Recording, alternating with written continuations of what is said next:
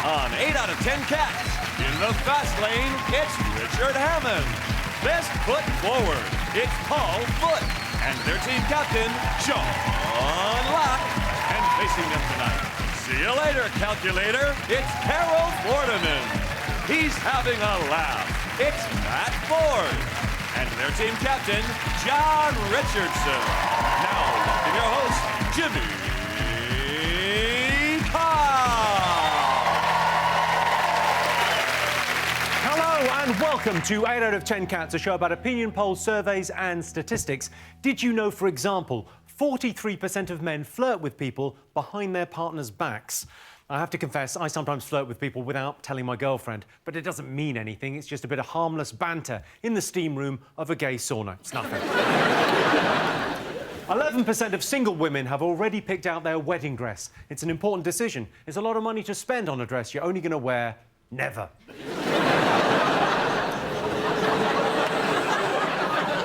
And video game controllers have 5 times the amount of germs found on a toilet seat. It's their own fault for giving them that vibrate function. Right, let's get started.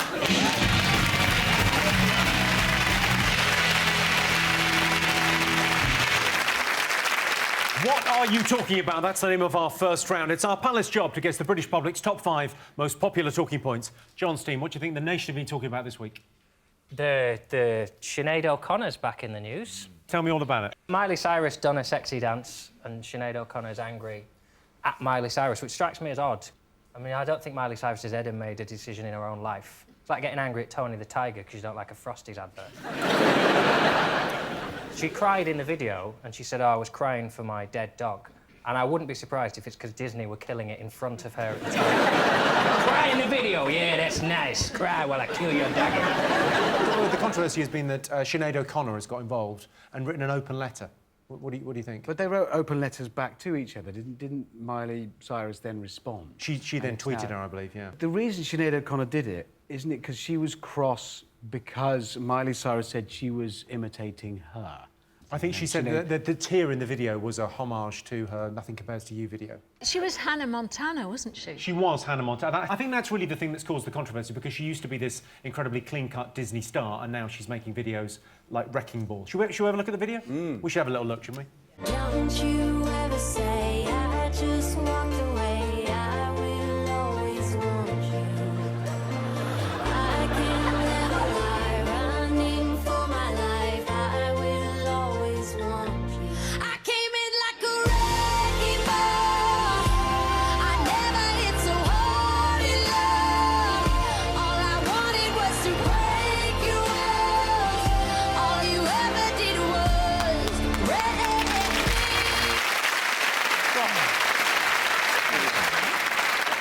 me. You like it? I absolutely loved it, although I'm disappointed, because I misheard. I thought she licked off MC Hammer. Deeply disappointed. See, that's the bit I didn't like, because I'm sort of worried about rust. I suppose when she's licking the hammer, she's not singing. That's something.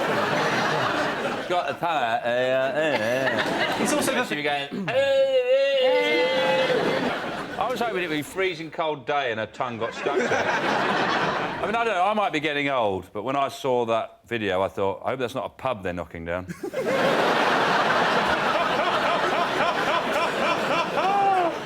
I just think... I used to be a civil engineer, you know, back in the day, and it's the cleanest construction site I've ever seen. I was sort of more interested in how they kept the wrecking ball so clean. Well, she licked it all, hasn't she? Paul, did you enjoy the video? Well, I mean, I just think they're all doing all this sexting now and they're taking their clothes off.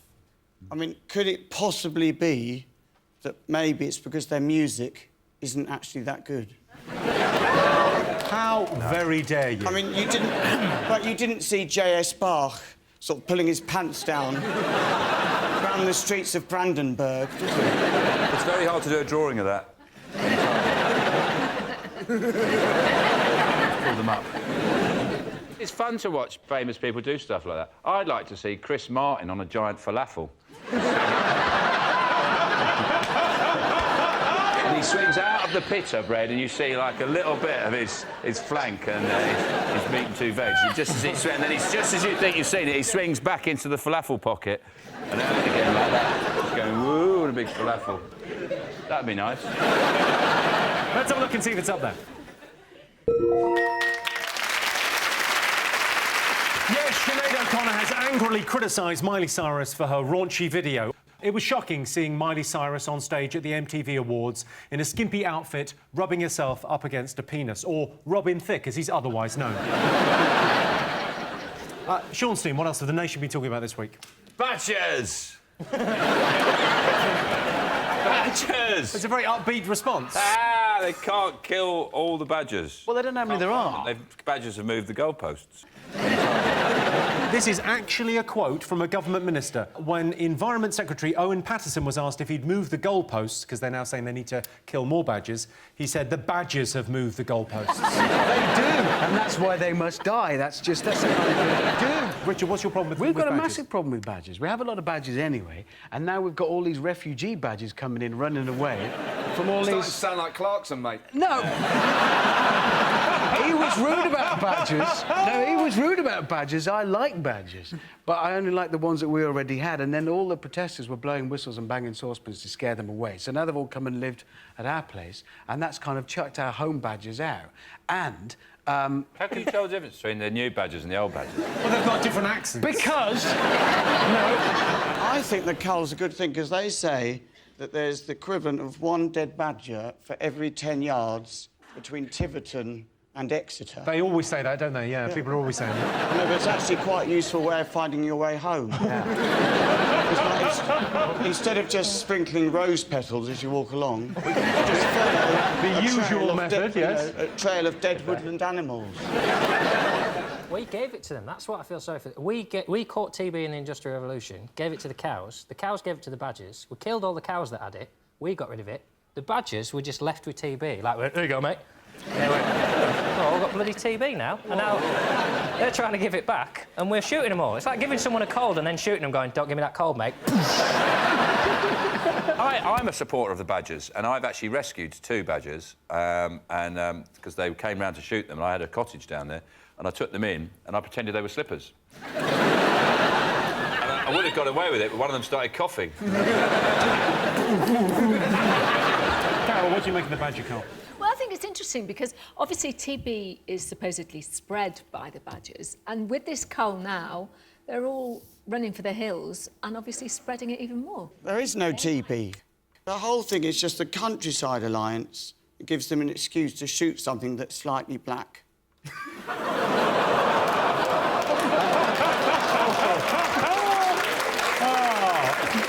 Why? There's no TB. Do you think the reason people are so upset about badgers is because they're like our pandas? You know, people are feel very fondly towards pandas. Do you think people see them badger as it's like a shit panda? They are a bit like pandas, because I love watching 2 of them shag. What, a panda and a badger?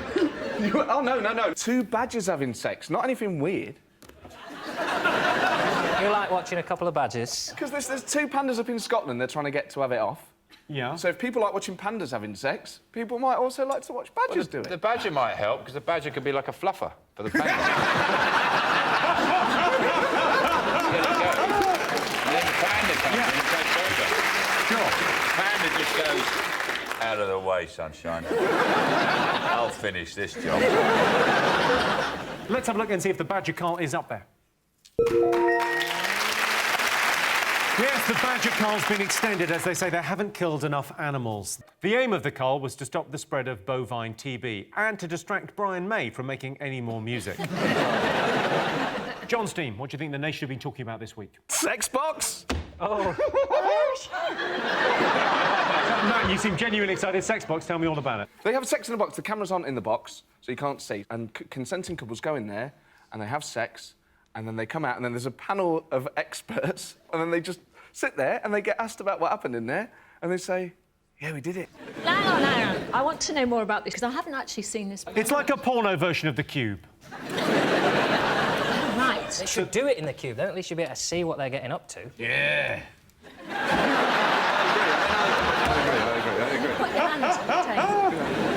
My favourite thing is the couples enter the soundproof box for 35 minutes. Hope they let them take a book in. I couldn't be trusted. If I was on a show like that, I'd just sneak a big tub of yoghurt in, and then when they open the door, just lob it all out.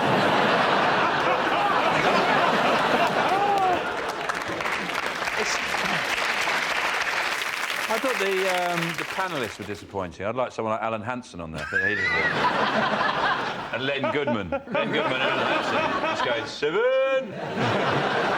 Alan Hansen going, that was woeful.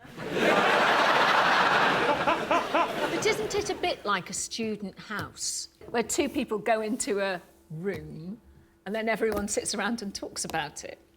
John, What did they get up to? John, Matt, you live together in a house. One of you must have you brought a lived in lady a house home. There must have been together. that when you There two must came out of the have bedroom. When one of us was having sex and the other one wasn't. Yeah, guess which way around that went?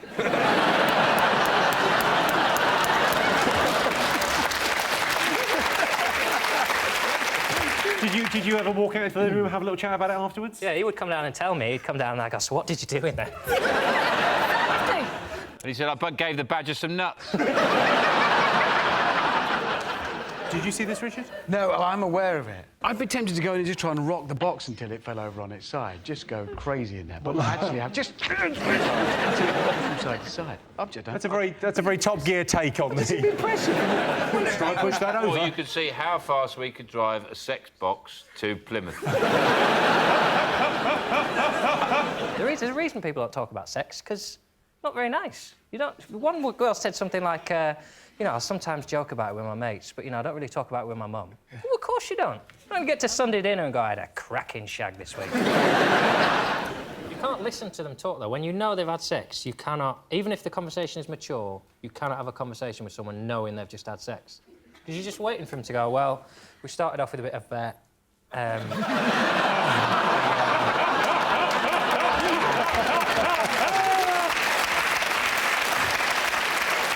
Well, I can tell you it's not one of the most talked about things, but Channel 4's new show, Sex Box, aired this week. If I want to have sex in a small, windowless box devoid of any romance or sexual excitement, I'll book me and my girlfriend into a travel lodge. Sean's team. What else have the nation been talking about? Politics. There was a cabinet reshuffle, Cabinet wasn't there? reshuffle. Yes, people are so excited by it. Basically, what they do is, as soon as someone has, like, got to grips with what they're doing a fairly good job, so they move them to a different department where they don't know what they're doing. Yeah. They move them like their environment, and they move them to health. You don't have that many other thing, do you? You don't have people saying, oh, yeah, you're doing quite a good job working on the tills at Asda. Why didn't you try your hand at being a falconry expert? I think what they should do is, if you're a minister for something, you have to dress appropriately. So if you're the Minister of Fisheries, you wear a sou'wester and carry a lobster pot all the time. Health Minister, nurse's uniform. Yeah, or sports, you got wet hair and a tracksuit on. Dress according to your job. Foreign Minister, it could be quite controversial. Onions. Yeah. Maybe sellotape No, your eyes. no. That's where it went too far. The onions and the It's berry were fine. controversial. That's why I'm be. highlighting the pitfalls there. I'm not recommending it as an idea. I'm highlighting how wrong that would be. I understand reshuffling the cabinet because they're running the country. I don't understand reshuffling the shadow cabinet because they're not doing anything anyway. That's like the difference between tidying your lounge and your loft. No, you've got to I think it's amazing. No, this is, you're genuinely excited about it. Politics is phenomenal, and all the little changes, sort of like transfer deadline day, when they're moving around all the players, and out comes Brown, in goes Baker. What does this mean for government policy? Marvellous, isn't it? And he had sex.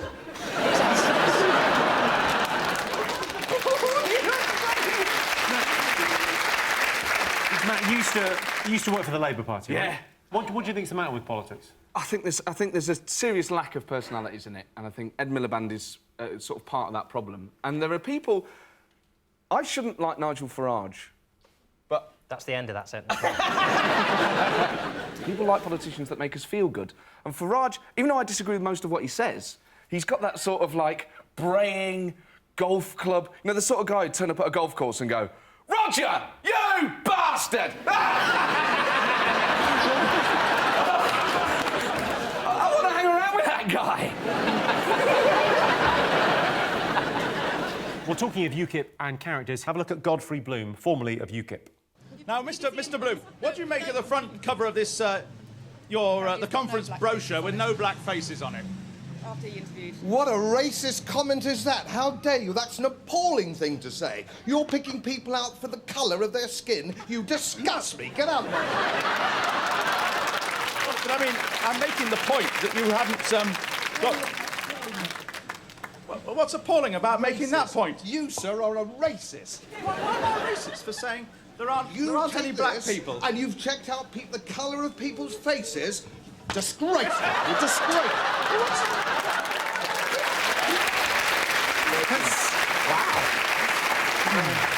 The thing is, there are other personalities. To be fair, in this reshuffle, some personalities did come in, and there's a guy called Norman Baker, who's a Liberal Democrat MP, who's now a Home Office Minister, and he wrote a book a few years ago about the death of Dr. David Kelly, because he believes that the Iraqis did it and the British security services covered it up. This guy's a conspiracy theorist, and he's now in the government.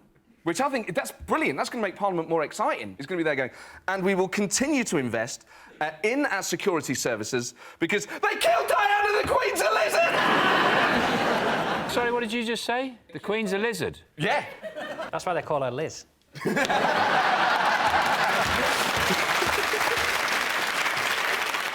Let's have a look and see if it's up there. Yes, David Cameron has reshuffled his cabinet. David Cameron denies putting more women in the cabinet is mere tokenism. The promotions are Minister for Hoovering, Helen Grant, and Nicky Morgan, the new Minister for Total Sexiness. OK, fingers on buzzers, 2 more things still to get. What do you think, Sean? Energy. Oh, possibility of blackout. Yes, the blackouts, yes. Go on, They tell said me more about there's this. not enough energy and there will be blackouts this winter. Currently, the UK has enough gas storage for only 21 days. OMG. It's apparently the biggest energy crisis for 6 years. 6 years ago, of course, when we had no power cuts. They were tough times, though, those 6 years. So it's the highest risk of a problem since a time when there were no problems. A bit of speculating about what would the consequences be of an energy cut, apart from obviously switching Stephen Hawking off, which would be a terrible... I was out with Stephen on Monday, weirdly, at the Pride of Britain. He was at our table, and there was a point after about 2 hours of the awards, because it went on quite a while. It was quite a long award ceremony, where we had to take him and plug him in. He went, I'm running out of power, and we had to go and plug him in. Really? Yeah. I feel really bad now. I wouldn't feel bad. It's fine. It's fine. I told him my Stephen Hawking joke. He rather liked it. Yeah. Well, he hadn't have much fucking choice, did he? Stuck there in a wheelchair, and you're telling him a joke. What can you do? Go, and he's been recharged. He can't get away. He's got to sit there and listen to you. Going, anyway, Stephen Hawking. He's going, standing power. Sorry, Stephen. Back to the blackouts. John, how do you think you would cope in a blackout? Well, interestingly, I've been watching... there's a programme on Channel 5 at the moment called Under the Dome, which is about a city that gets trapped under a dome and they've run out of power, and there's riots and looting and murders, and that would be my concern. If we had a power cut, I wouldn't be able to watch that anymore.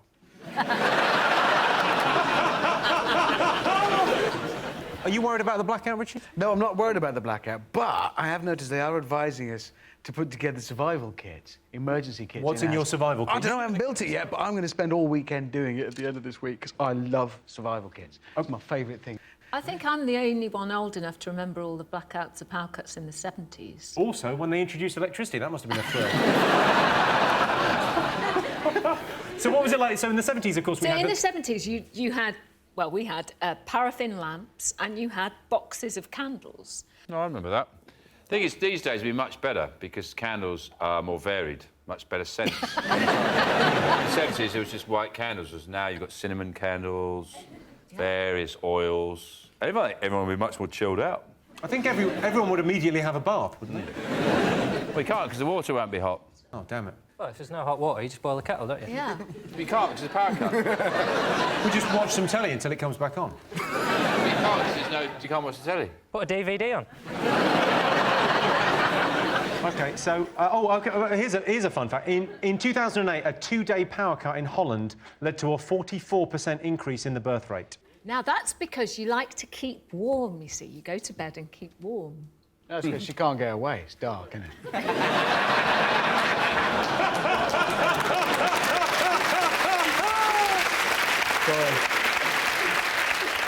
Paul, what would you do in a power cut? Well, I think the solution to all this is Snickers. Should we just leave it there, or...? Yeah, should we agree? I think we're all agreed. Snickers. Well, Snickers, it's got high energy, hasn't it? A lot of energy in Snickers. Yeah, a lot of oil. Build a power station and burn Snickers. Immediately, massive amounts of energy. Snickers can give us everything we need. There's no need for power. That's our new Minister for Energy. You spin the wheel, you see what happens. Yeah. Let's have a look and see if it's up there.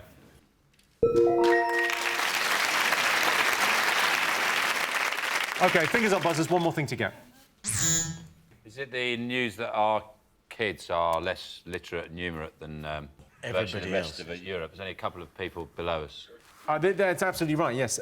Britain's youth have scored among the lowest in international literacy and numeracy tests. Number 1 was Japan. I think what it is actually the invigilators are much stricter these days. And in Japan, they're just like, yeah, it's all right, that's fine. It just shows in this country we're very strict. We like to do things properly. What, they actually expect them to give correct answers and things like that? Yeah, whereas in Japan, they're just like, yeah, whatever you want. As they're known for that, the Japanese, for being like all casual about stuff. They got about 650 different words for like the Eskimos got 1,000 words for snow. The Japanese have got hundreds of words for. Crazy, easygoing, happy-go-lucky, freewheeling. Drifters, that's what they are, really.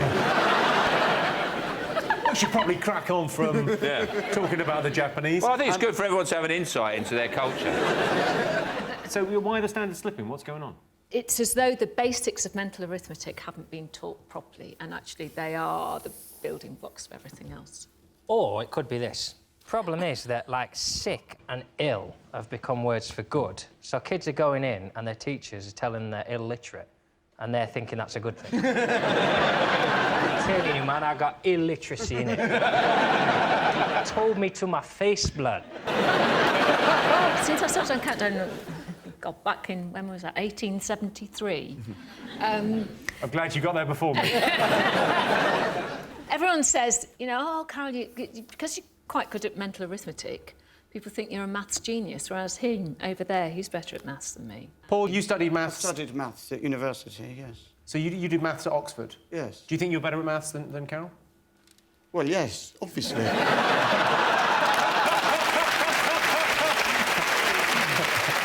Okay, let's see if it's up there.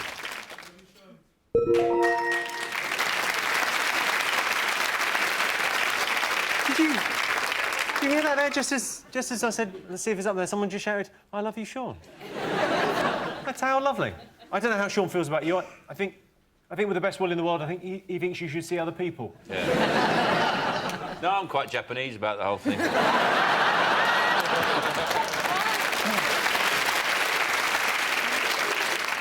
Yes, Britain's youth have scored amongst the lowest in international literacy and numeracy tests. How do you expect Britain's teenagers to learn to read and write? They're too busy bringing up their kids. So those were the most talked about things this week. But in other news, Silvio Berlusconi is set to carry out 12 months of community service, although unfortunately the community he's chosen is a Catholic girls' school. And this week, a Bristol woman of 85 got her first ever tattoo. She had the Grim Reaper on her shoulder, watching as she got a tattoo of a dolphin.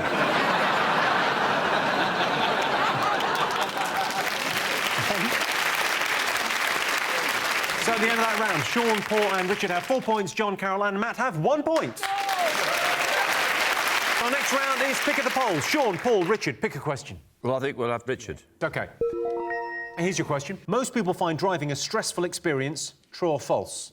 False. It's not stressful. I'm usually drunk anyway. Is that why you crashed that car? Is that why you crashed? That was on purpose. Why did that crash? What happened? Tyre blew. Tyre went bang at 320 mile an hour.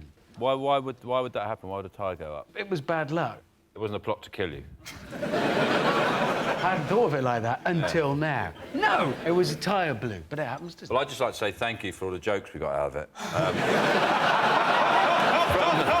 why I did it. I've actually never met someone who's a text joke before. What, was I a text joke? Oh, yeah, there's loads of them going around.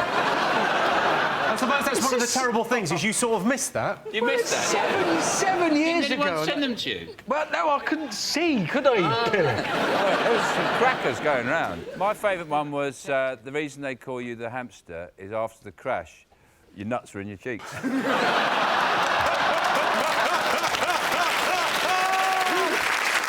That's not bad, you know. Why have I been protected from all of these? My wife never told me any of a these. lot of people have social skills, so they wouldn't have mentioned it. But Sean is a different kind of man, and he tackles it head on. John, do you get stressed driving? I do, yeah. You're supposed to get stressed driving. I had a tyre blowout as well. I mean, it was less dramatic than yours, I'll give it that. Mine was 70 miles an hour in a Ford Fiesta on the M5 at Strensham Services, and it did not make the news. And there were no Did people text tweet jokes. things about that? No, Hashtag bored. It's frightening, though, isn't it? I mean, we're sort of brethren on that tyre blowout. How fast were you going? I was going 320 miles an hour. Yeah, I was doing about that. But Just under. Just shade under. Just watch the speed limit. Well, it was maybe 70. I was doing that. I was doing that. Maybe just a little bit more, because I'm a renegade. I might have been doing 72. Maybe I wanted to get home and have a glass of port. Who gives a shit? Carol, do you get stressed driving? Do I get stressed? No, I love driving. I love Top Gear. You know I love Top Gear. Shall we look at Carol on Top Gear? We'll have a little look. Now, the Liana. Oh, yes. I just had a great day. I love the Stig. He was so good, and he taught me how to do handbrake turns today. Well, that's not going to make you go very fast. No, it isn't. No, Pulling a admittedly. handbrake on. No. Have you never done one before? No. So did that explain what happened when you were on one of your practice laps? The last one, I was just pushing it a little too far. Who'd like to see what happened on one of the practice laps? Yeah. Here we go. Right, where are we now? Oh, it's the follow through. Oh, a bit wide. Oh, how is this?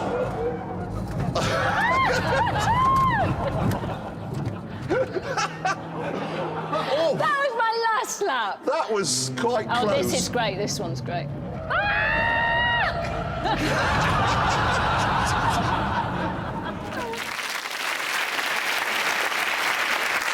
I have to say, I was fastest in the wet by 4 seconds at that time. Fastest in the wet by 4 wet. seconds.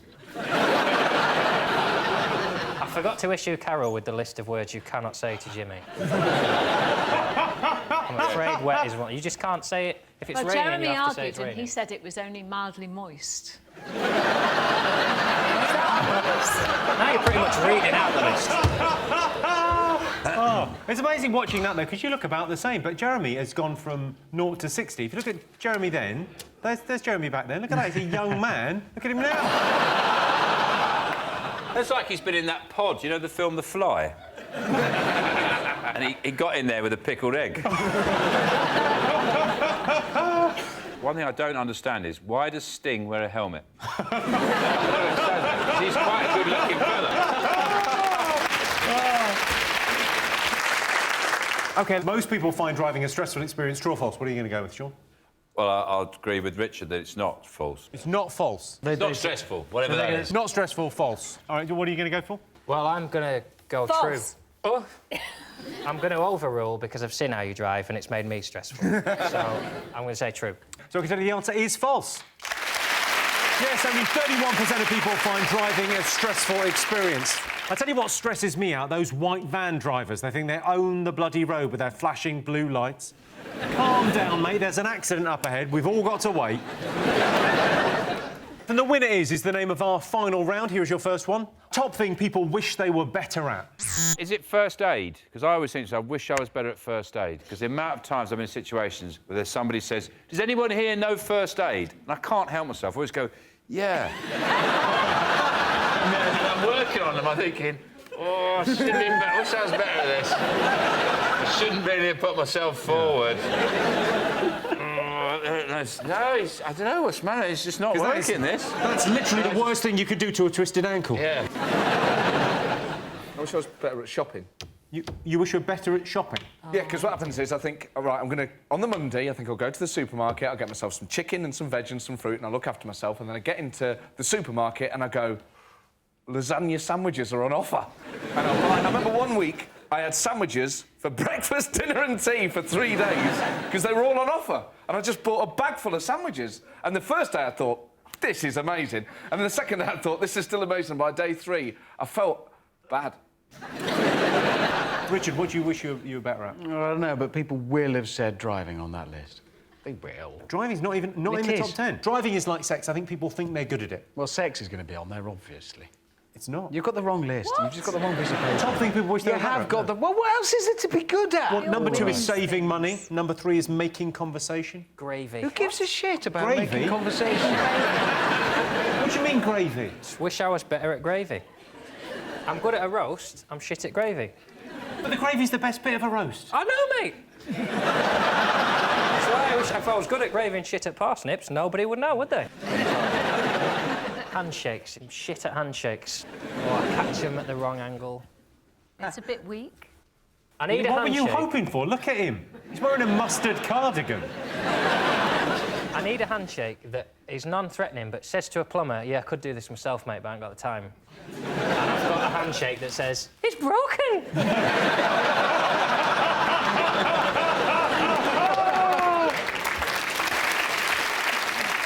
Okay, it would help you if you went travelling, if you went to another country? Foreign languages. That is the right answer. John got it.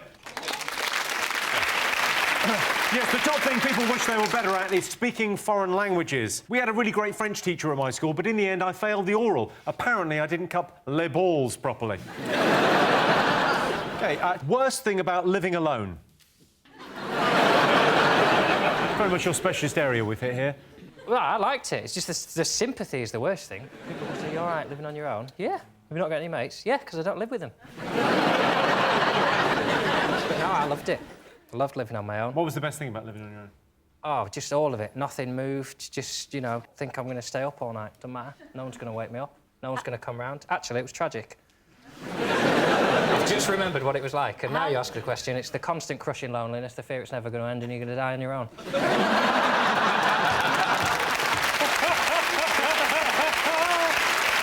You live on your own now, John? No, I've got a girlfriend. Oh, have you? Yeah, I live with her. That's nice. Yeah. Carol, do you live on your own? Do you have someone to look in on you in the winter? I think the worst thing must be living on your own is like pulling a cracker, something like that. Well, I imagine looking at a bottle of vinegar and thinking, that'll probably last longer than me.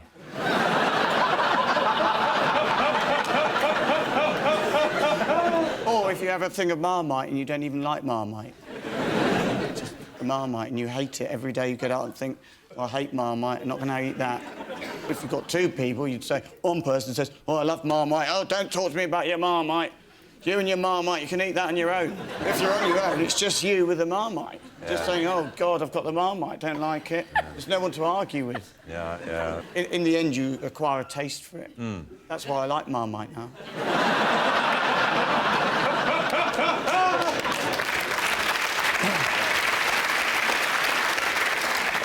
I reckon one of the worst things about living alone must be you've only got your own clothes to wear. There's not another like bank of clothes to dip into. Yeah, and situation arises that you'd need to. If you're like wearing women's clothes in the day, you can't say, look. Whoa! I didn't mean that. Whoa! If you wouldn't put women's clothes on in the day. Well, not on television. I don't say that.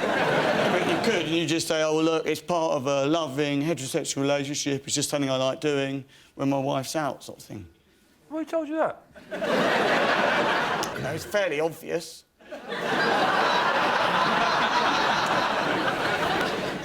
So, worst thing about living on your own? Is it the worst thing about living on your own is nobody to talk to? It's the right answer.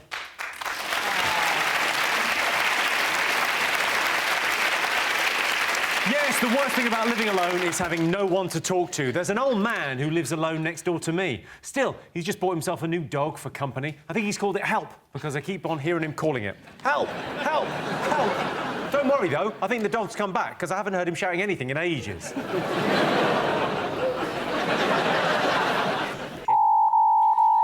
Well, that sound tells me it's the end of the round and the end of the show, which means the final scores are Sean, Paul and Richard are tonight's winners with 6 points.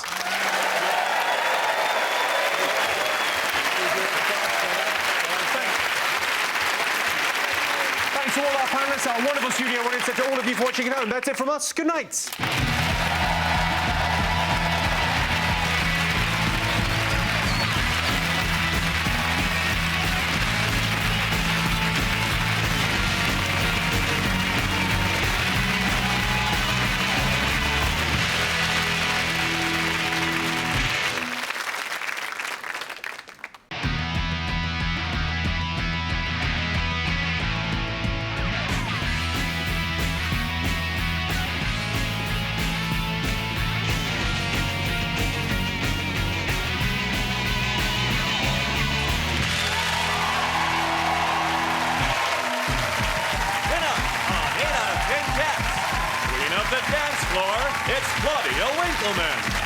Return of the Jack.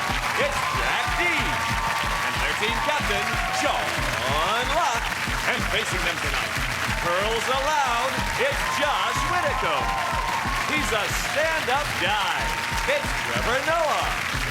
And their team captain, John Richardson. Now, welcome your host, Jimmy Carr.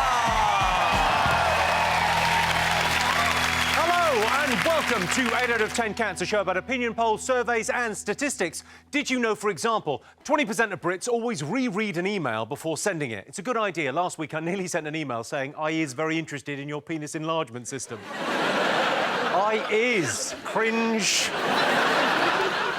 10% of Brits ignore medical symptoms, which is fine. Don't worry about those shooting pains in your chest. That's just your body's way of telling you you need another steak bake. And 48% of women believe stress makes them unattractive. What you've done there, ladies, is confuse the word stress with jeggings.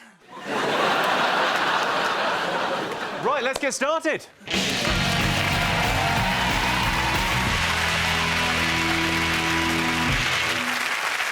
What are you talking about? That's the name of our first round. It's our panellist's job to guess the British public's top 5 most popular talking points. John's team, what do you think the nation should be talking about this week? Alex Salmond has launched his manifesto for how Scotland will cope after independence. And I can speak with some authority on this because I own a Proclaimers album and have seen Trainspotting. So, do you need any facts on Scotland? Have you been to Scotland? Do you like it? I've been to Edinburgh. It was fun. I didn't understand anything, but it was nice. And people were like, oh, you must have haggis. You must have haggis. It's crazy. It's not crazy. It's just unnecessary. I'm confused by the whole Scottish thing, though, because the world is, we don't understand. So Britain, because, Britain is not a country, but then you guys have a national anthem that you sing as Britain, and then you get medals as Britain in the Olympics, but then you're not a country, which is cheating, technically. This is just me asking on behalf of the world. We want to know how it works. Because we didn't know that Scotland wasn't a part of it, because they use... Right, they are, but they're going to leave. Or they might. To go where? They can't go anywhere. Where are they going to go? I don't understand this. This is confusing. No, well, I'll tell you what's happened. So Alex Salmond, the First Minister of Scotland, has outlined the SNP's blueprint for Scottish independence ahead of next September's referendum. Some of the white paper key pledges, I'll just give you the key things. It said the Queen will remain head of state, Trident nuclear weapons will have to go, popular BBC programmes will stay, but they'll only air on a newly formed Scottish broadcasting service. And no one's asked the Queen if she wants to be head of state. They said, oh, when we go, the Queen will still be head of state. She might go, no, bollocks. I think the new Scotland sounds brilliant. I read his white paper. They keep CBeebies, they get the Queen, they chuck off all the Trident. We should all go there. We should all go, yeah, you do whatever you want, you vote, and then just move in. Sean, do you think we'd be better off without Scotland? I think it's inevitable. If I was Scottish, I'd vote for independence. I would, immediately. Because you think you can't vote immediately, it's not for another 10 months. So that would be a waste of vote. Sorry. I mean, what I'd do, if I was Scottish, I'd turn it into a tax haven. Oh, now you're talking. Yeah.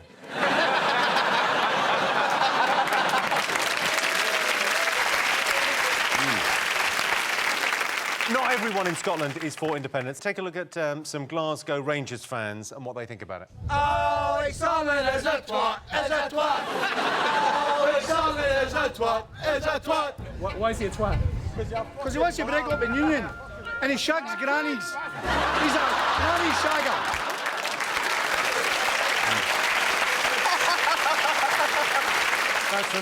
That's from the Scottish Newsnight, I believe. I was in favour, but now I know he shags grannies. I'm changing my mind. I don't have any time for independence. When I grew up in the West Country, and there was the talk of Cornish independence. Only among you and your friends. No, I was from Devon, so I don't think... It's the same. That's the most offensive thing you've ever said. Not even close. Don't Devon want to be independent as well? No, we can't. What do you mean you can't? Well, we're in between Cornwall and That Britain. doesn't stop you. Look where France is, between Spain and Germany. You struggled with that one, then, didn't you? Really, the analogy I use is it's a bit like a relationship.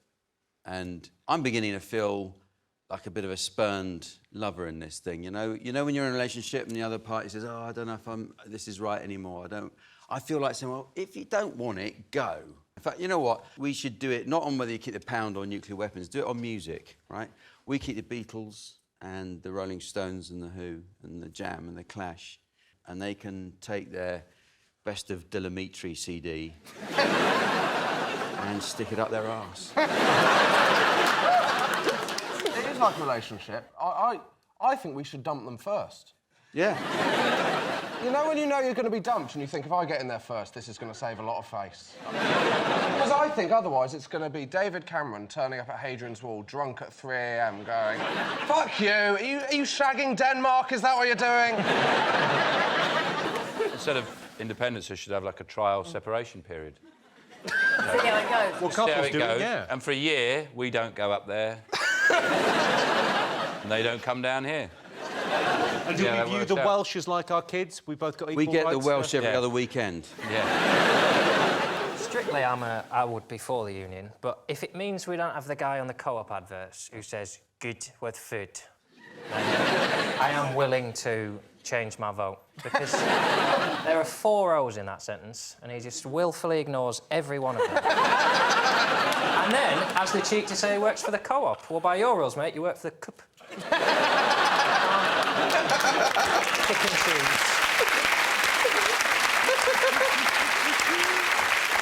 Let's have a look and see if it's up there. Yes! Alex Salmond has unveiled the SNP's plans for Scottish independence. Following independence, the BBC would be replaced by the Scottish Broadcasting Service, leading to new Scottish programmes such as No Cash in the Attic, Doctor Who You Looking At, Dragon's Crack Den, Q Ockeye, and Skagpuss. Sean, Claudia, Jack, what have the nation been talking about this week? They've been talking about Doctor Who because it was the anniversary, 50 years, Yeah. an enormous hoo-ha. I guess so. I don't watch it, but... You don't watch it? No. Is that because you're crouched behind the settee in your house, scared? No, I just know it's not for me. Like, everyone said everyone loves Doctor Who. Well, it got, 9 million viewers? I think 10.2 million viewers. Well, there's 50 million odd people who didn't watch it. There's 50 million... I'm more normal than the people who watched it. I watched a bit of it once. I thought, this is stupid, this show. Like, there's no rules. Anything can happen. The writers must just sit down and go, we can do whatever we want. They could cut and paste a couple of pages of Teletubbies script in the middle of the show and nobody would notice. Nobody would go, that's a bit odd, some Teletubbies have wandered on and made some toast and custard. And it just carries on. It's a load of bollocks. And there's 55 million of us can't be wrong. None of them are in. None of them are in. John Hurt, he got the role of Doctor Who between when it was on TV originally and then when it was brought back. Which isn't a job, is it? No. That's like going, oh, I'm an actor. I played Bilbo Baggins between the first Hobbit movie and the second Hobbit movie. I sort of believe you were the Hobbit between the films. I'd buy that. My favourite quote about John Hurt was Ian McShane, apparently they're mates, and he said, oh, I'm surprised he got Doctor Who because he can't even use a mobile phone. thus completely disregarding the whole concept of acting. I'm surprised to see Jeff Goldblum in Jurassic Park, because to my knowledge, he's never met a dinosaur. I don't get the new actors and stuff, because what they said it's good for children, because it teaches them about death. But it doesn't, does it? Because, basically, there's children now going around, well, at least when my gran dies, she'll turn into Peter Capaldi. In fairness, when your gran dies, that really does teach you about death, doesn't it?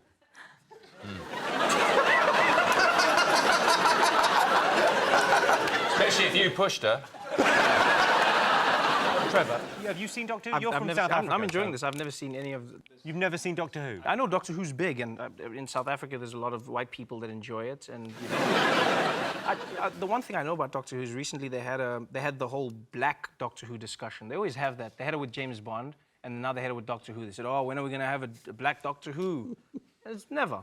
Like, no, I don't think it makes sense. Like, why would you, if you're an alien, why would you choose to be black?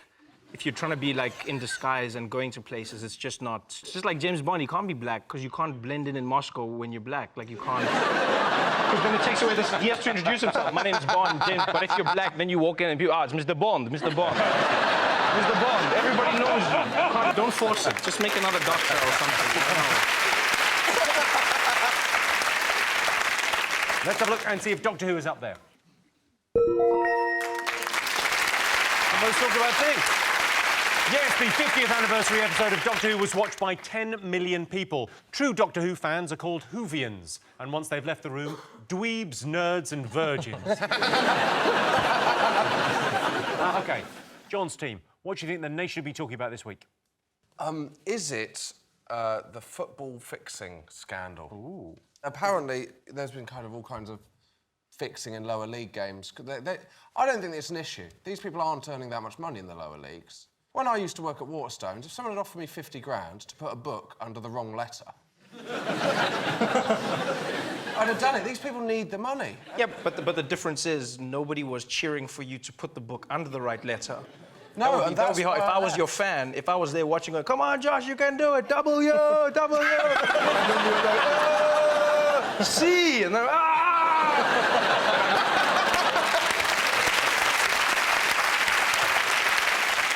What I don't understand is how it took them so long to work it out. My first question would have been, why are Asian people betting millions of pounds on the Northern Conference East?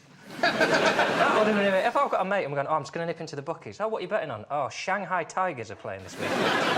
So you don't seem to know anything about the Chinese football.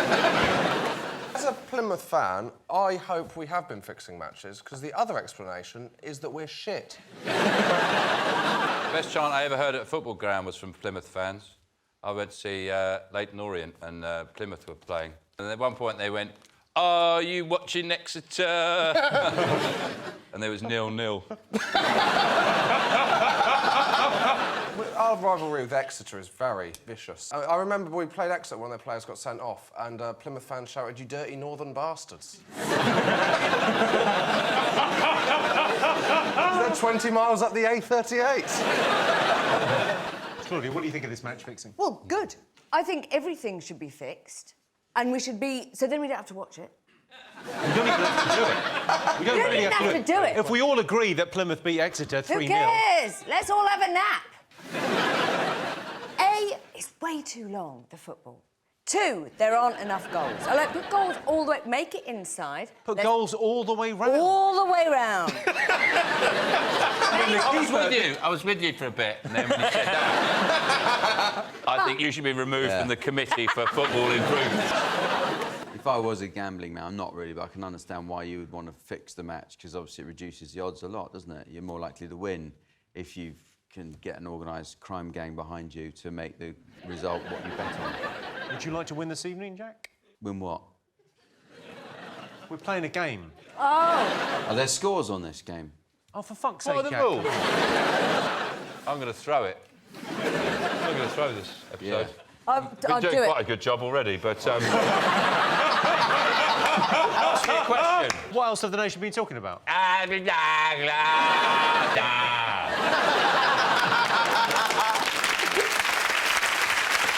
Right, let's have a look and see if it's up there. indeed. Yeah, 6 people have been arrested for match fixing in English football. It's the worst ever fix-it scandal. Wow, second worst.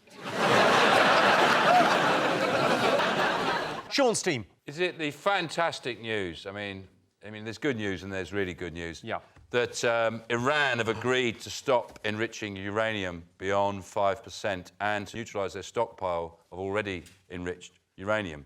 And if you told me that at the beginning of the year, I'd have said, you're dreaming, mate. And they've pulled it off just before Christmas as well.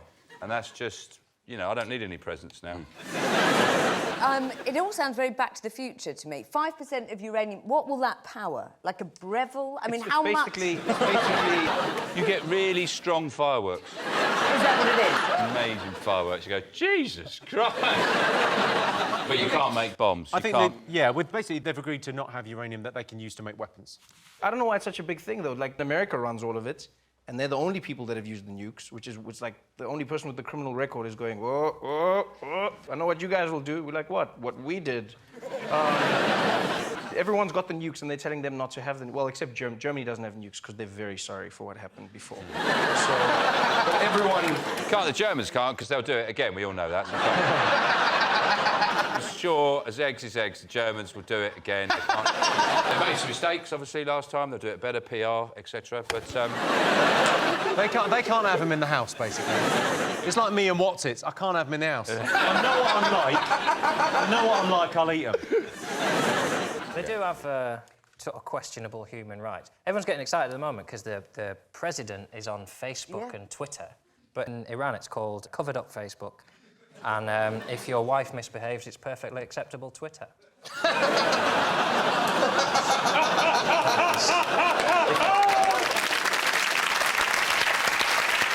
Well, I can tell you it's not one of the most talked about things this week, but Iran has signed a historic nuclear deal. Some have long suspected that Iran is secretly developing a nuclear bomb, a charge strenuously denied by Iran's head of secret nuclear bomb development.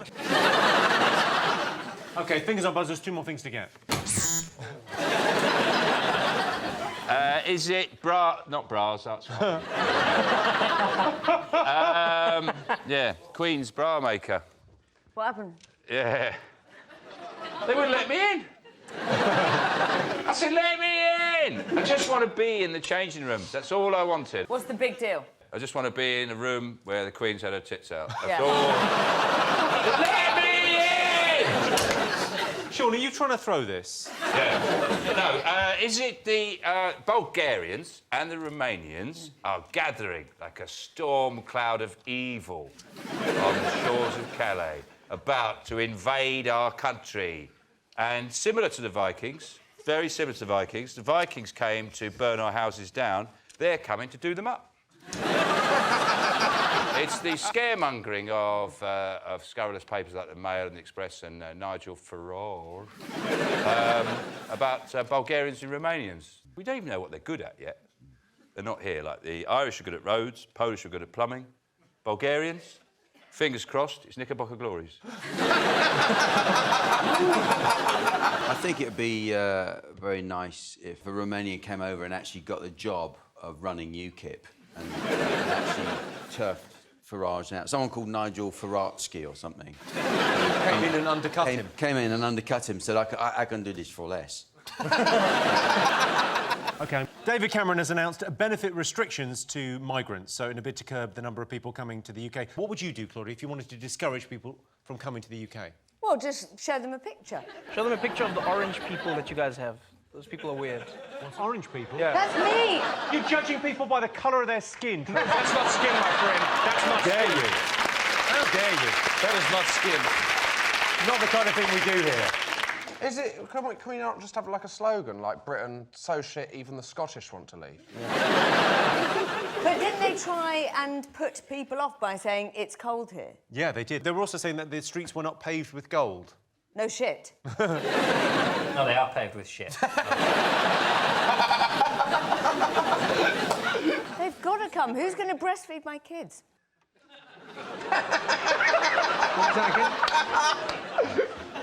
Will you do it for me? It's a little bit sour. You get used to it. I always put a bit of icing sugar around my nipple. Trevor, you've recently come here, you worked here, what do you think? You guys aren't very friendly, like, I mean... What now?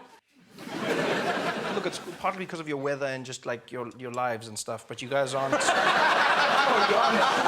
weather first, and then just our lives. Yeah, and just you guys are very, like, you're not very friendly. I don't know why you guys are stressed out about immigrants as well, because, like, when it's sportsmen, then you guys love them. You don't want workers, you want sportsmen. We should have some kind of border control that's basically like a sport. Yeah, just have goalposts and then, like a cricket field. Yeah. It's like, hey, Stochki, how'd you get into the car? I hit the 6. I don't know. I don't know. Well, let's have a look and see if it's up there. Yes! David Cameron has announced a series of measures to limit benefits for immigrants. I don't know, these Bulgarians and Romanians, they come over here taking our Polish people's jobs. The cheeky girls, they were Romanian, weren't they? And look what they brought. They're lovely. Didn't they both go out with Lembit together? They did. No, they didn't. Yeah, 2 for the price. No, that's how history is written, with mistakes like that. Is it? Yeah, because originally what happened is one of them went out with him, but in time, because they're twins, everyone goes, yeah, they both... He was just had a sandwich non-stop going on all the time. I watched him interviewed once, Lembit Opik, and someone, to get a laugh, they went, oh, yeah, what happened with you and the cheeky girl? And he just went, I was just really in love with her, and then we split up. Fuck, you know, it was tragic. I did a gig with Lembit Opik. I was on... He did his... Do you remember when he did stand-up? I remember that, yeah. After Josh, I've got a Lembit Opik anecdote. You go first, Josh. Let's move on, OK. Fingers on buzz, there's one more thing to get. Lembit Opik? What?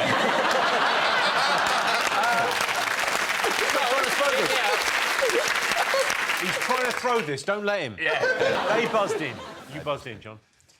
Well, it's I'm a Celebrity, isn't it, which is back on telly. Sort of like driving past a car accident, isn't it? You sort of don't want to look, but you see a bit of it and then you can't. There was an incredible bit this week where Matthew Wright was sick into his own hand, choking on a testicle or something. Oh! And Decker just watching him going, no, don't forget, you've got to eat all that. No, you don't get your little... Like a dog. He was sick in his hand, and they watching him going, if you want your little gold star, you're going to have to eat up all your sick. I mean, how can you not watch that? I mean... Where was the testicle from? It was his own testicle. Jack, would you ever consider it? You went on Big Brother. That was pretty good. You won that. Yeah, I did that for comic relief, though. And I wouldn't do anything else like that. No, I wouldn't do anything like that. Because they put you with all sorts of people. I don't know if you've watched the programme carefully, but there are other people on the show with you. And... I'd just punch Ant and Dec. I hate those two. What are you talking about? I love them. Oh, no, I'm in love with them. They're a pair of dickheads. They are not! They're not funny. You don't mean that. You're just saying that because you don't want to win. To me, they're like one man with 2 foreheads. They're just... You don't even mean this. I do mean it. I'm sorry, this is a row I'm very happy to have. Go on, let's go. Do you not think Ant and Dec, you know, when they look at their career, the proudest moments are when they checked some Coronation Street actress's mouth to make sure she'd finished a bollock?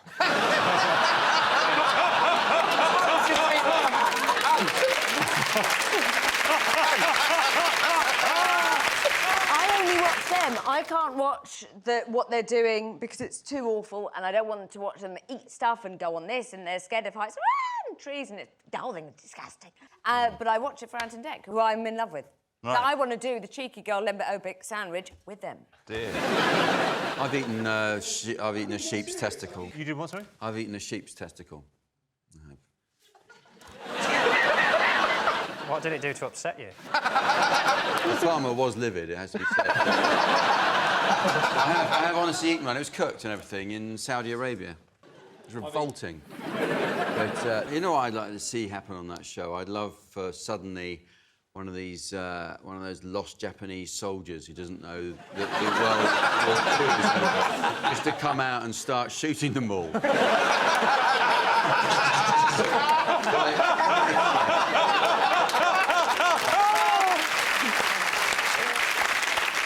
Right, let's have a look and see if it's up there.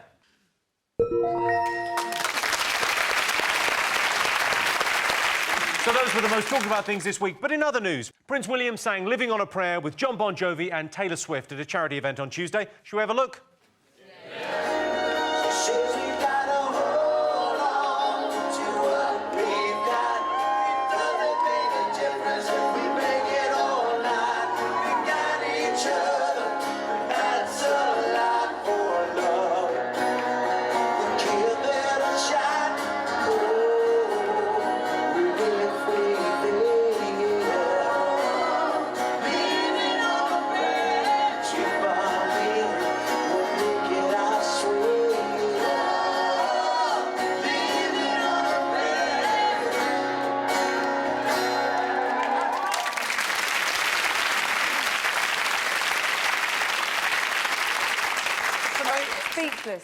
It's amazing how quickly you can become an embarrassing dad, isn't it? Like... Nothing says self-awareness like a man who was born a prince singing a song about two people who are so poor that all they've got is their love for each other. It's a clueless bellend, that man.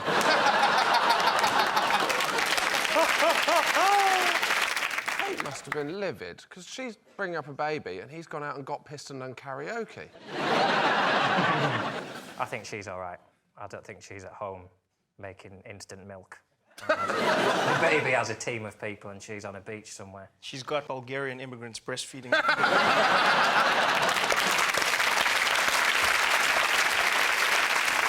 Also in the news this week, a poll has revealed that Brits are having less sex than 20 years ago. The survey also revealed that people are having more adventurous sex. I know I am. The other week, me and my girlfriend tried something we'd never done before. Lights on, socks off.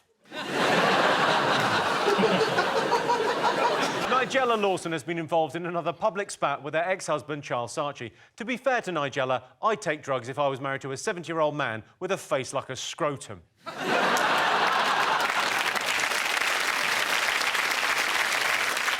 Kanye West has compared himself to Willy Wonka. Not surprising, he's going out with Kim Kardashian. Have you seen the size of her chocolate factory?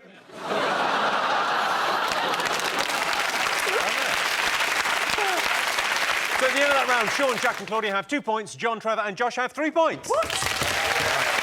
The next round is Pick of the Polls. John, Trevor, Josh, pick a question. Let's have the lady texting. OK. Most people think the smartphone is the best ever invention. True or false? No. What do you think? It's not, is it? Like, it's not, Jimmy. We're done there. I don't know. I don't think it's the smartphone. I think it's the things the smartphone has. You know, I think Google is the best invention, to be honest. That's the... Google's the best invention? Yeah, Google is the best. Google has made us smarter as people. We now know the answers to things. Like, because of Google, there won't be another world war. There won't be another world war? Yeah, there won't, because of Google now. Because now you go, what happens when world wars happen? And then Google shows you. Then you're like, oh, I don't want to do that. I don't think Hitler was thinking, I've got no idea what a war is like. Well, Hitler's not the Googling type, though. He's not the Googling type. He just does his own thing. There's Googlers and there's non-Googlers. Hitler's not a Googler. He's not a Googler. Claudia, what do you think best invention? We all know that. Fake tan. Hands down, full stop. Come on. Do you not agree? Do you use fake tan? All the time. Look at me. I'm bright orange, I hope. I've seen like proper. You see, that's not. I've seen orange. Oh, here you are again, judging people on their skin. I'm not judging. I'm judging. I'm commenting. Like, jokes aside, Jimmy, I'd never seen these people before, and then you Where were see these them. people? They were in a limousine driving around in London somewhere, and then one of them was out the roof screaming. Is it an ambassador? Of somewhere orange. Maybe the Netherlands. Maybe it was the ambassador of the Netherlands. I don't know. Could have been the Oompa Loompas ambassador. That's judging, and that's not cool, Jimmy.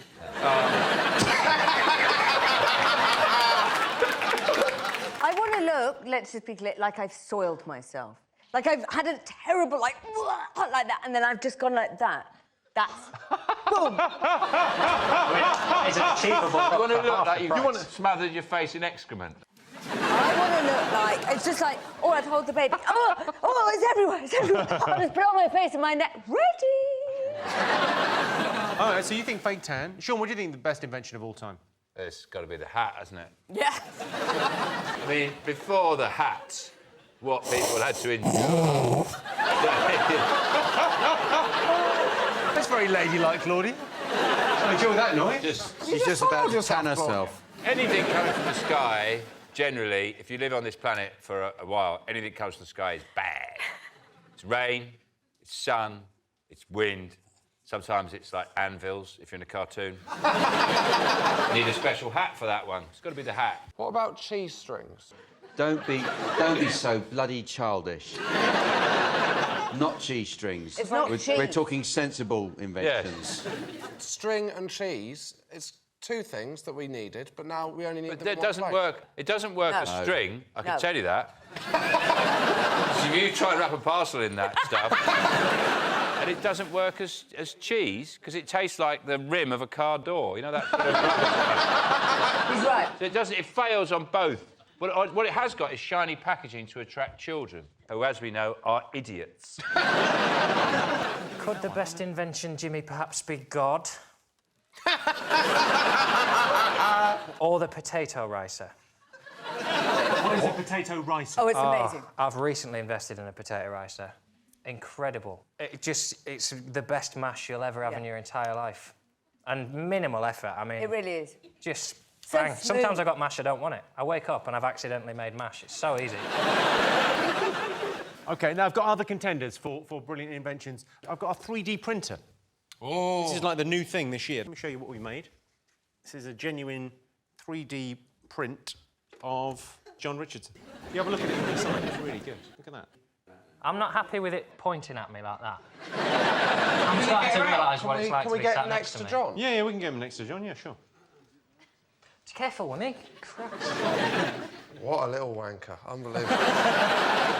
Why would anyone want that? A 3D printer, what's the purpose of it? Well, you could print anything. You could print, I mean, in America, they're printing guns.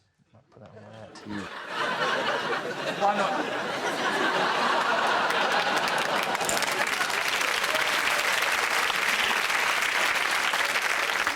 It's like a really shit wedding cake.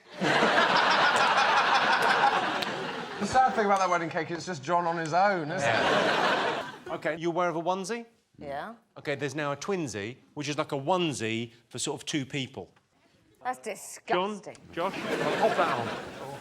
It's a twinsy. That's a onesie for people with personal space issues. While you put that on, Trevor, you don't like the weather here? You say it like I don't like the weather, like you like the weather, like everybody likes the weather. I've got something for you. I've got you a full body umbrella. Try that out for size. Oh, yeah, that's very It's in there, fella. You can put it up, don't panic. It looks like a see-through Ku Klux Klan outfit. This is fantastic. No, you're like... Nobody's going to buy this. That's like a 3-legged race. What is that? It's you a can't even onesie. have sex in it. This is the most intense experience I've ever had. Is this sex? Put up, John. I don't know if it is... Put up. I don't know if it is sex, but I am going to count it to my tally if it is.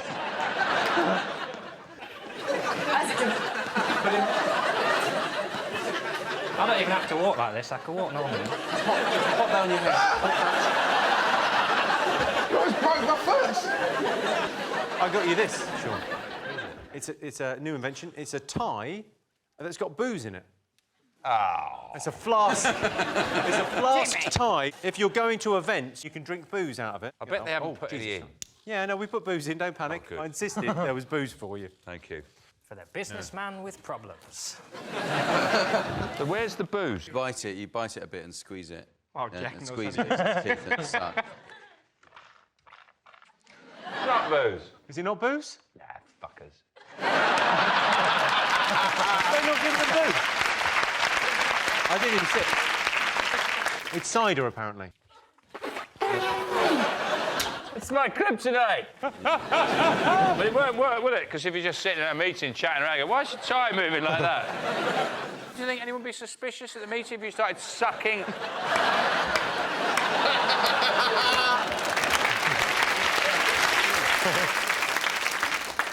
Jack, I've got this for you. This is an invention. This is apparently to help you learn how to smile better. What it is it's a gym for the mouth. So what you do is you just pop that in your mouth, and then you can exercise your mouth so that you're better able to smile. And it also works as a diaphragm as well for women. So you put the whole thing in, and then you can exercise. That is not what this is for. It is what this is for. Are you sure? No, it's the not. fur hasn't fallen off.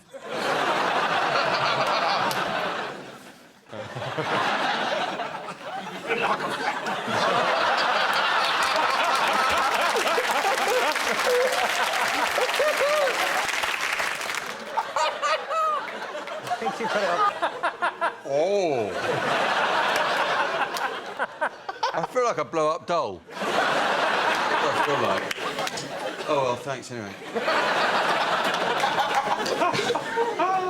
OK, we'll get some answers on this. So, most people think the smartphone is the best ever invention, true or false? What do you think? We're going to say false. So you think people will think the smartphone is the best ever invention? What do you think, Sean? I will say yes.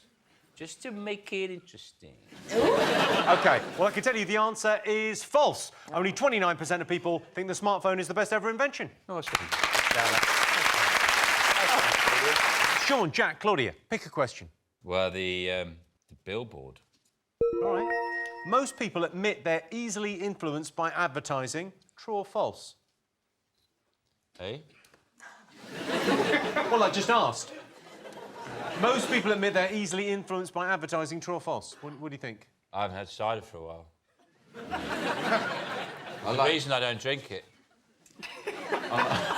It affects me. See? See what you've done to him? Look, he's crashed now. It affects it's okay, Sean. me. Tiniest amount affects. Gemma! Advertising. How would you know? Because you are naturally drawn to things. If you keep saying something over and over again. You definitely are, but I think people would like to think that they're stronger than that, which of course we're not. Have you bought anything recently just on the basis of I an only advert? buy stuff because of adverts. Where were you when you saw the advert for introducing new shitface? OK, let's take a look at this ad. This stars Jean-Claude Van Damme. It got a lot of attention recently. I'm in. See what you think. You're in. I'm in. I've had my ups and downs, my fair share of bumpy roads and heavy winds. That's what made me what I am today. Now I stand here before you. What you see is a body crafted to perfection. A pair of legs engineered to defy the laws of physics. And a mindset to master the most epic of splits.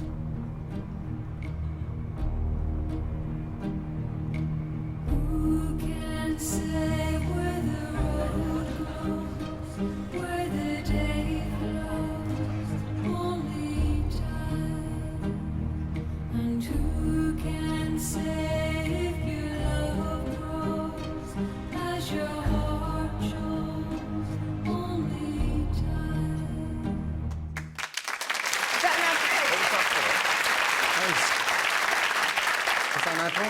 Was that an ad for fake tan? Because you see my point. I mean... That was an ad for lorries, because lorry drivers naturally like a man that can do the splits. It's also educational for sometimes you're driving along the motorway and Jean-Claude Van Damme jumps on your roof and you think, I'm going to get rid of him. And you think, oh, I'll just drift away from the car next to me. Not going to work. Not going to work. Do you think you're influenced, John? Do you buy stuff based on ads? I'm not.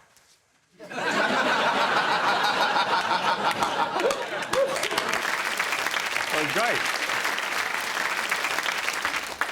I've had enough of advertisers using, like... I mean, sell your thing with the thing it's good at. Like the Jean-Claude Van Damme thing, they're saying it drives straight. You know, advertisers advertise something by just things that are nice. That bloody car advert with the wrap on it. And the guy's just going, oh, sometimes it rains and then you have chips. And then they go, oh, do you want a fucking car? Because chips are nice, aren't they, on the beach? McDonald's do it as well. Like, oh, if you're a new family, McDonald's will keep you together, won't it? McDonald's is weird. It's weird though, because I did a casting for them. They had a description for the ad. They said, we're looking for people to come do this McDonald's ad, come for the McDonald's. And then they described, oh, we're looking for funky, young, mixed people, groups of people that look like they're cool. And then they literally wrote at the bottom, people who are generally in shape, please not people that look like they eat McDonald's. OK, well, making adverts isn't easy. Have a look at this. The line is baked in a buttery, flaky crust. Baked on a buttery crust. It's close. Baked on a buttery, crispy crust. Flaky. I like flaky again. Baked on a buttery, crispy crust. Jack, flaky. I thought so. Okay. Baked in a buttery, flaky crust. Did I screw up again? Yes, you did. I did? Back. Baked in a oops.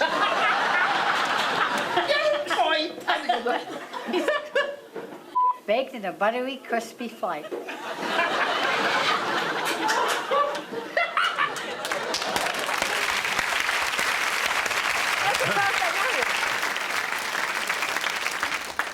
That was a great ad. What is the ad for marriage? What was that? That was an ad for euthanasia.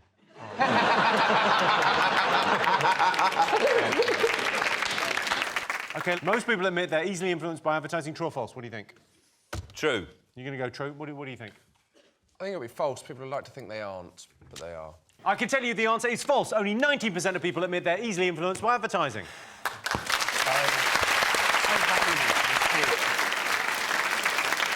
Personally, I'd only agree to do subtle ads for products that I really believe in. Why? Because I'm worth it. And the winner is the name of our final round. Here is your question. Biggest turn-off on a date? Oh. Go on, Claudia. A fancy car. There's something wrong with a man who has to drive a nice car. I won't get in it. I won't sleep with them. I won't talk to them. I will just immediately close the door and say bye-bye. What would be your ideal vehicle of choice? Would it be like a minicab? No, I'd like a very old, dilapidated car, perhaps that you would have to get into from the back. Nothing would work. Man, he's wearing a fisherman's sweater. Maybe he's got some paint on his hands, because actually he's an artist as well as a fisherman.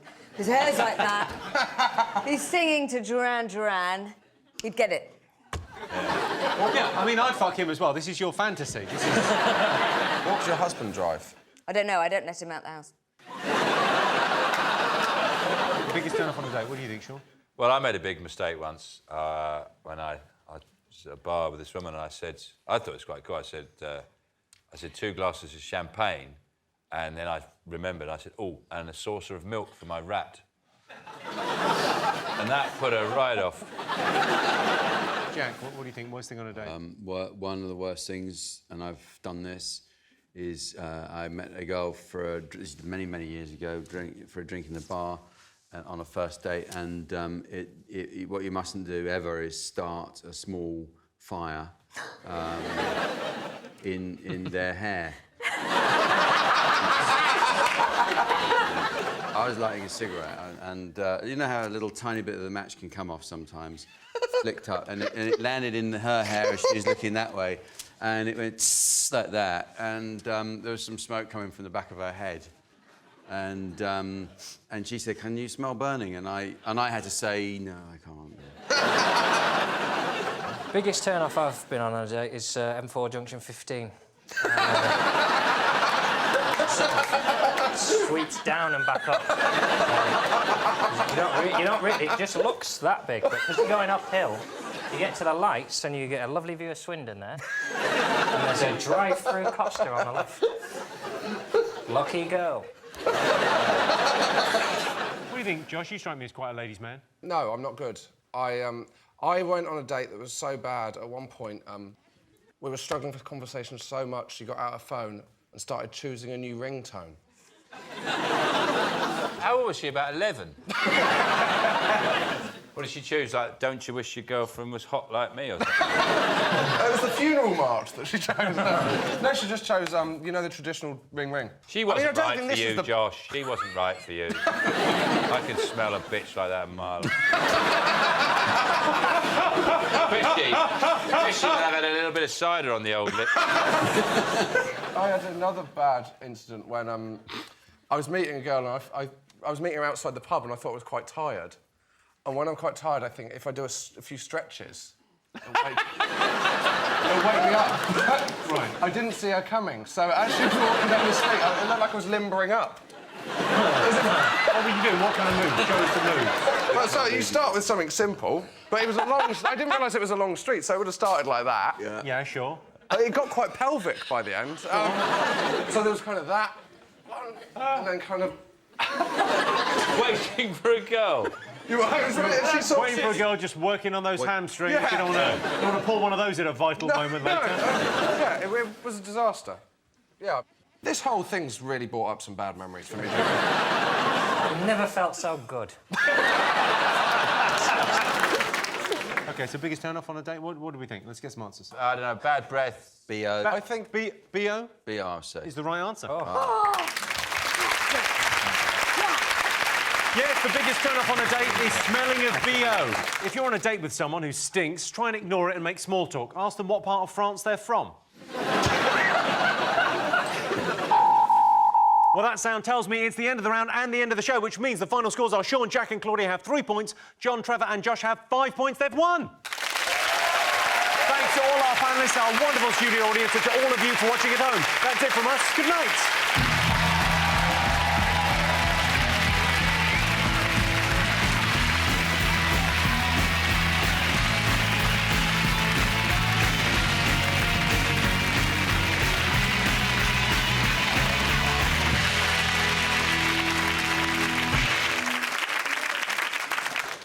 Hello, I'm Jimmy Carr and I'm announcing a new tour. It's called Jimmy Carr Laughs Funny. And if you like me, it's the kind of thing you like. And if you don't like me, then why are you watching this?